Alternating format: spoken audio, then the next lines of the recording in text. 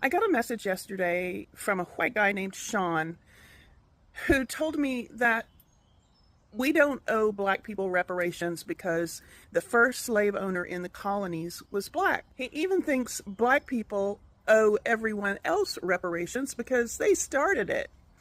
He used all caps over like 5 direct messages, so I knew I needed to get right on it.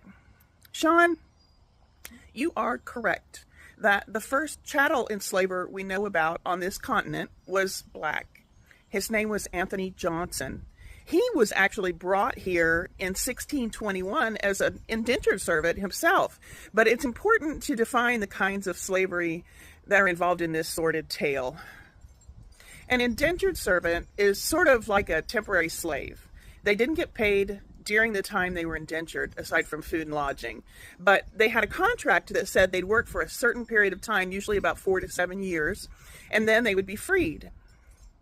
An indentured servant was usually given a payment of land or goods or money at the end of the contract to get their lives restarted after their indenture. That's an important part of this story, so take notes. Johnson, he eventually earned his freedom and became a landowner, possibly with what he was paid at the end of his contract. And he got some indentured servants of his own and hired some paid help. One of his laborers was John Kacer. Kacer claimed that he had completed his indenture and he wanted to leave. But Johnson said, no. Kacer has agreed verbally to serve me for life, so you've got to stay here. There was no contract, it turned out. There was no paper trail and no way to prove either man's argument. Upon hearing that Kacer was available for work, a neighbor named Robert Parker gave Kacer a job, and this pissed Johnson off. He sued Parker for stealing his servant. This set a lot of bad shit rolling downhill for black people, not because Johnson was black, but because Kacer was.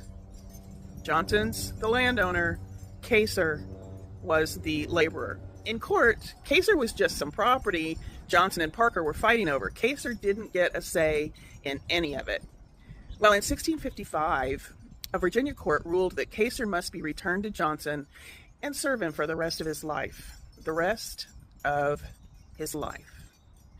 Kacer now went from being an indentured servant to a piece of enslaved chattel.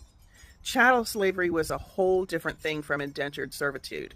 Chattel meant there was no end date for being enslaved. You were born enslaved and you would die enslaved, and there was no way over, under, around, or through it. You were stuck as a slave. The court took Johnson's word for it because a landowner was more believable than a piece of property. It didn't matter that Johnson was black. He was a property owner. Therefore, he had some clout. And in this case, he said he owned Kacer. Did I mention that Kacer was black? Well, within just a few years, inspired by this case, Virginia passed laws that said if you were black, you could be enslaved for life. And if you were white, you could not.